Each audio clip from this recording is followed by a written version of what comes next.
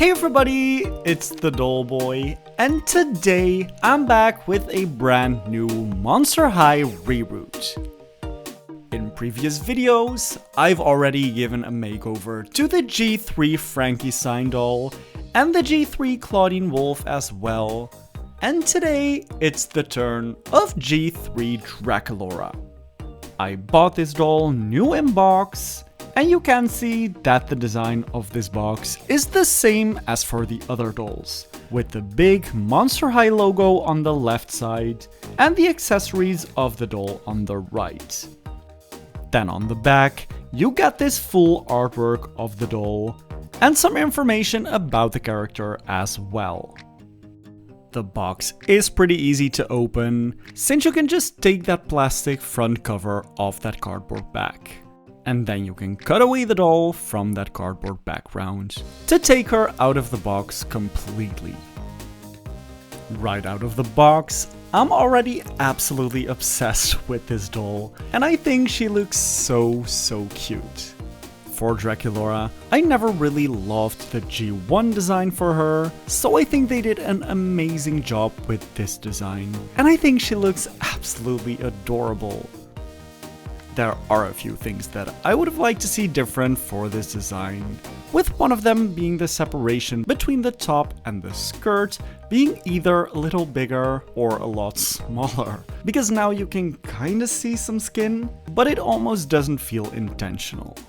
And the second one being that neck articulation, because I do wish that these G3 Monster High dolls could look down a lot more. Overall, the accessories Draculaura come with are super cool, with this giant plastic hat that has a spiderweb design and her coffin earrings. Then looking at the hair underneath the hat, you can see that it's clearly parted in the middle, with one side being pink and the other being black, even though it's not perfectly separated at all. And as you can see, her bangs are straight across bangs, even though Draculaura has that widow's peak. And you can also see that they go pretty far back and they use up a lot of the parting space. And I'm actually very curious to see what this doll looks like with her hair down, because it's gonna be very interesting having that long hair peeking out underneath those bangs. Looking at her face, that's absolutely adorable, with this pink eyeshadow in several shades, pink eyes with a hard catch light, and those burgundy lips with her white fangs. I also really want to highlight those shoes, because these boots are absolutely amazing and so detailed. Also, on these G3 Monster High dolls, the articulation is absolutely amazing, with that movement at the midriff as well. Additionally, this doll came with a bunch of different accessories, like her pet, backpack, lunchbox, lipstick, and cup. And of course, these pink sunglasses that look super cute on her. For my reroot, I actually wanted to keep the style super similar to her original hair, just giving her a different hair type, longer and fuller hair, and a more dimensional hair color on that pink side, using several shades of pink. For the black side, I'm simply using ink black. And for the pink side, I will show you later how I specifically mix these pink shades in the DGHQ nylon hair from the Doll Planet hair. If you want to purchase your own reroot hair from this site, make sure to use the discount code TheDollBoy10 to get 10% off your entire Doll Planet hair order. After washing this doll's hair, you can see that my expectation came true completely, and when you take down this doll's hair, you've got this really weird haircut at the front, where those long strands peek out of the bangs, but they still cover most of that hair because a big chunk of that part line was used to create the bangs. For me, since I'm rerooting the hair, I didn't really care, but I did want to play around with these bangs to decide which type of bangs I wanted to use in my new hairstyle. hesitating between the straight across bangs that she has now, or cut them in more of a V shape to follow her original hairline. Cutting her hair in that V bang, I actually really like that look, as it gives her a bit more of an alternative look. However, I'm not sure if I'm ready to commit to this look for the reroot, so I think I'll start with the straight across ones. And after deciding that, it is time to chop all of Draculaura's original hair off as short as I possibly can. Then I dip the doll's head in boiling water to soften the plastic of her head and make it easier for me to remove the head from the original body. Then I pull all that leftover hair to the inside of the head by scraping the inside of the head with my forceps pliers. And then once the outside is completely smooth, I open my forceps pliers and start pulling these chunks of hair out through the neck hole until the entire head is completely empty. Then, as you can see, for the original rooting pattern, Draculaura has that part line rooted from front to back in the middle. Since I'm not really planning to give Draculaura a lot of updos in the future, I'm completely okay with not filling all those holes in the back. And since I've had quite a traumatic experience while rerooting Frankie with that part line breaking, I'm taking all the measures I can. So I'm filling up those thicker holes on Draculaura's head with liquid fusion glue. This really strengthens those weak spots a lot, giving me a lot more peace of mind while rooting that head. Then after giving it 2 more layers of that glue and letting it dry for 24 hours, I take my DGHQ nylon hair in ink black and those different pink shades of carnation, blossom, and pink ivory, and I start mixing my pinks. For me, I thought the blossom hair color was a little too light for Draculaura, as it came too close to her original skin tone, but that carnation was a lot too bright for my liking. And that pink ivory was almost a perfect match to the skin tone, and that's why I felt like mixing the carnation and blossom together for the hairline would be a very good idea, because that gave me that perfect in-between pink that I feel matches Draculaura's skin tone very well.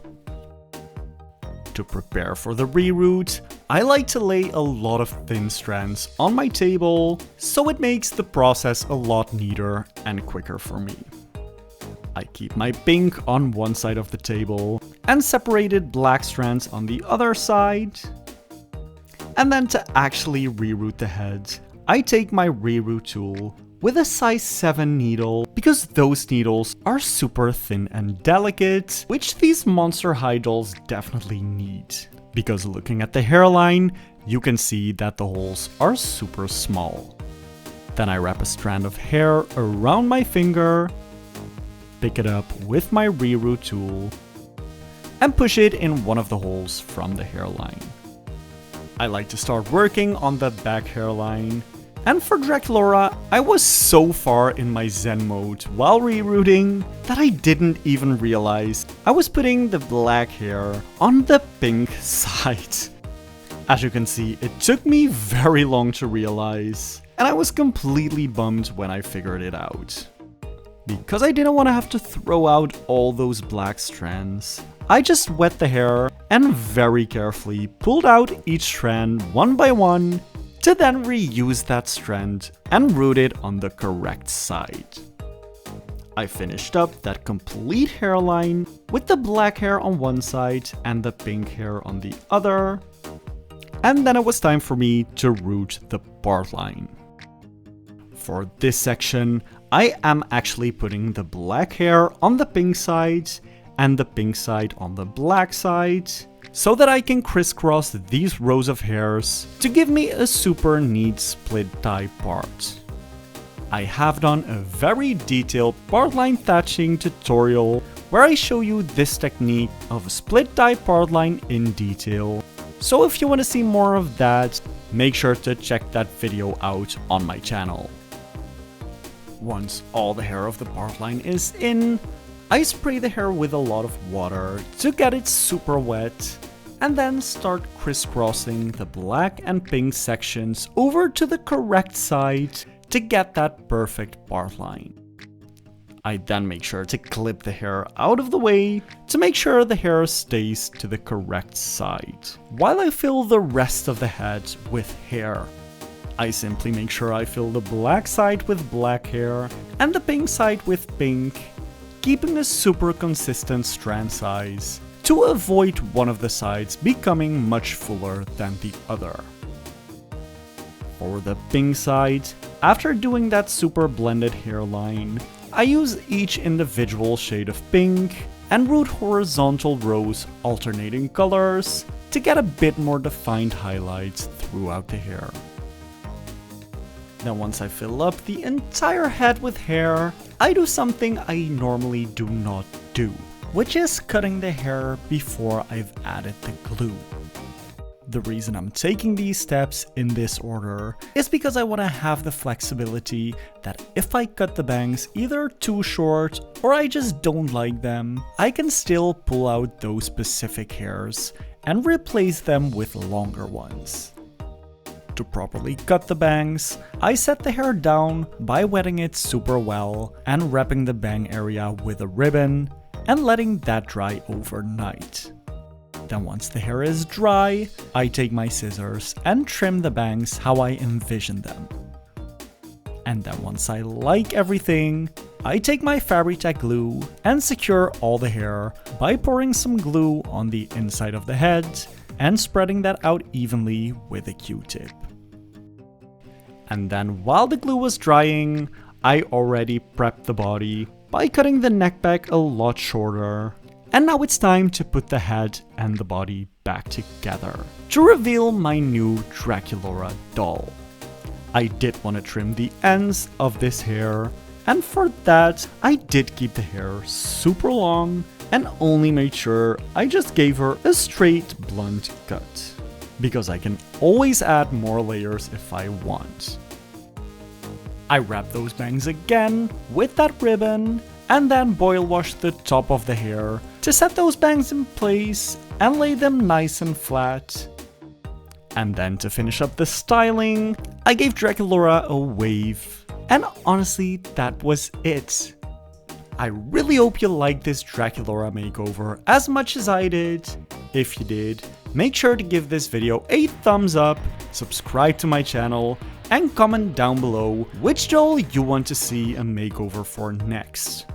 Then if you want to see more pictures and videos of my dolls, make sure to follow me on Instagram and TikTok as well, @thedollboy. See you next time!